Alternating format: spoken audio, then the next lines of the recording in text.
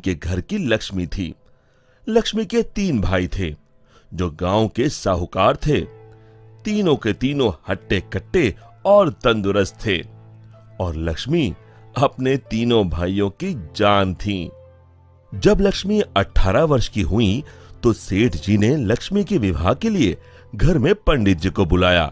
यजमान, बेटिया की कुंडली जिस युवक से मिल रही है वो एक बहुत ही साधारण परिवार का है।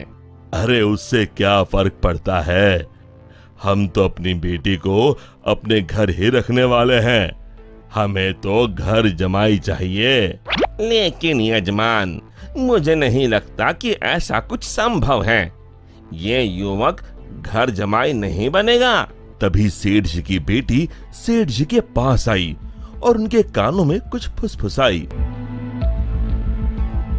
उसकी बातें सुनकर सेठ जी के चेहरे पर मुस्कान आ गई। ठीक है पंडित जी, आप शादी की बात आगे बढ़ाइए। और फिर कुछ महीनों में लक्ष्मी की शादी एक बहुत ही साधारण युवक विमल से हुई। शुरू में दोनों की अच्छी बन रही थी और विमल की मां सरिता भी बहुत खुश थी। एक दिन सोते वक्त लक्ष्मी ने विमल से बात की। ना इस घर में ढंग का सोफा है, ना गद्देदार पलंग और ना ही टीवी। ए जी, आप मेरे साथ मेरे पापा के घर चलिए ना, वहाँ सब कुछ है। नहीं लक्ष्मी, अब यही तुम्हारा घर है, तुम्हें इसी घर में रहने की आदत डालनी होगी। उस दिन के बाद लक्ष्मी हर छोटी छोटी बातों पे विमल से झगड़ा किया करती। उनके बीच बात इतनी बिगड़ गई कि अब लक्ष्मी कभी बेलन तो कभी बर्तन फेंक फेंक कर विमल को मारती। विमल बेटा, ये क्या है, तुम दोनों ऐसे लड़ क्यों रहे हो? माँ, ये रट लगाए बैठी है कि मैं भी इसके साथ इसके बाप के घर में जाकर रहूं, घर जमाई बनकर। भला मैं ये कैसे कर सकता हूँ? और इसीलिए हमारी रोज अनबन होती है। एक काम कर, तू उसे अच्छे से समझा कि अब यही उसका घर है। अगले दिन फिर से लक्ष्मी विमल को अपने घर चलने के लिए जोर डालने लगी। आप मेरे साथ मेरे घर चलिए, आपको यहाँ गरीबों की तरह जीने की कोई जरूरत नहीं है, मेरे पापा के पास सब कुछ है। मैंने तुम्हें कितनी बार बोला है, मैं घर जमाई नहीं बनना चाहता हूँ। अगर आप खुद से मेरे साथ नहीं चलोगे तो मैं मेरे भाइयों से बोलकर आपको जबरदस्ती यहाँ से उठवा लूंगी। बहू की ये बात सुनकर सरिता को अपने बेटे की चिंता सताने लगी। इसके तीनों भाई तो इतने शक्तिशाली है, मेरे बेटे का क्या हाल होगा। ये मैंने क्या कर दिया, इससे अच्छा तो किसी गरीब की बेटी ब्याह लाती, कम से कम कोई आफत तो नहीं आती। अब सिर्फ बाबा जी ही मेरी मदद कर सकते हैं। सरिता बहुत दूर एक बाबा जी के पास गई और उन्हें अपनी पूरी दुख भरी दास्तान बताई। अब आप ही बताइए बाबा जी, मैं अपने बेटे को बचाने के लिए क्या कर सकती हूँ? ये ताकतवर इंसान ऐसे ही होते हैं, हमेशा निर्बलों को दबाना चाहते हैं। अब सिर्फ गुफा में रहने वाली डायन ही तुम्हारी मदद कर सकती है, सिर्फ वही तुम्हें ताकतवर बना सकती है, जिससे तुम अपने बेटे को बचा सकती हो। बाबा जी, मुझे ये डायन कहाँ मिलेगी? वो उत्तरी दिशा में मिलेगी, लेकिन उससे मिलने से तुम्हारे प्राण भी संकट में आ सकते हैं। अपने बेटी की जान बचाने के लिए मैं कुछ भी कर सकती हूँ। सरिता उत्तरी दिशा में निकल पड़ी और गुफा तक पहुंचते पहुंचते उसे रात हो गई। कोई है यहाँ? क्या आज एक इंसान यहाँ खुद चलकर आया है? वो भी मेरा खाना बनने। मैं आपसे मिलने आई हूँ। मिलने? मुझसे। हाँ। वो भी खुद चल के। बताओ बताओ क्या बात है। सरिता ने डायन को अपनी कहानी सुनाई।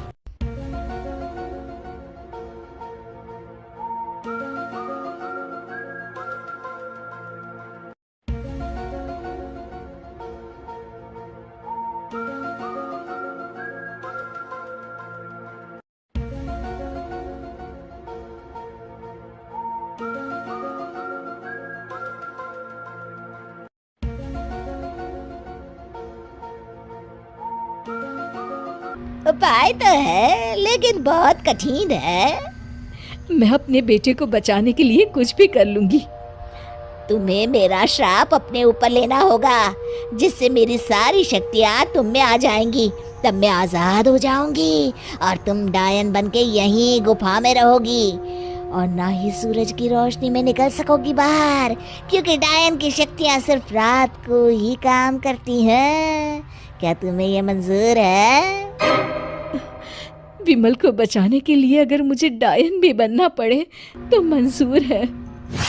डायन ने कुछ जादू किया और डायन की सारी शक्तियां सरिता में चली गईं और अब डायन आजाद होकर एक औरत बन गई और सरिता डायन बन गई।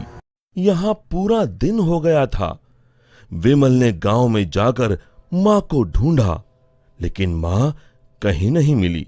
रात को वो घर पहुंचा तभी लक्ष्मी उस पर बरस गई। ये सब सरिता अपनी शक्तियों से देख रही थी और उसी समय सरिता डायन के रूप में वहां पहुंची।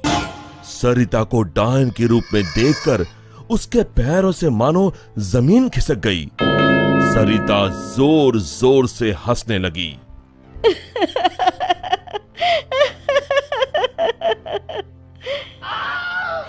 हालतू जलाल तू आई बला को टाल तू, हालतू जलाल तू आई बला को टाल तू, हालतू जलाल तू आई बला को टाल तू, हालतू जलाल तू आई बला को टाल तू, हालतू जलाल तू आई बला को टाल तू।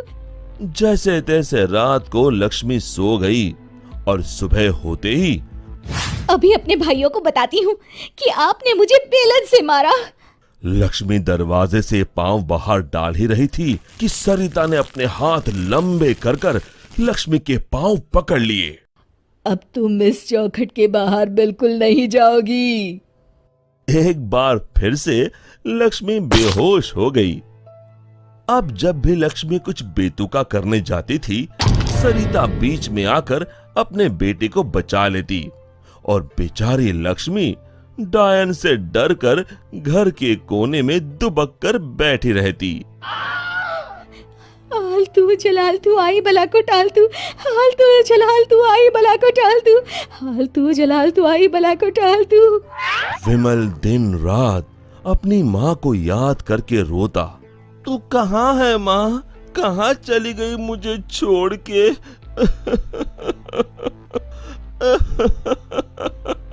बेटा विमल, मैं यही हूँ तेरे पास, लेकिन इस डायन के रूप में।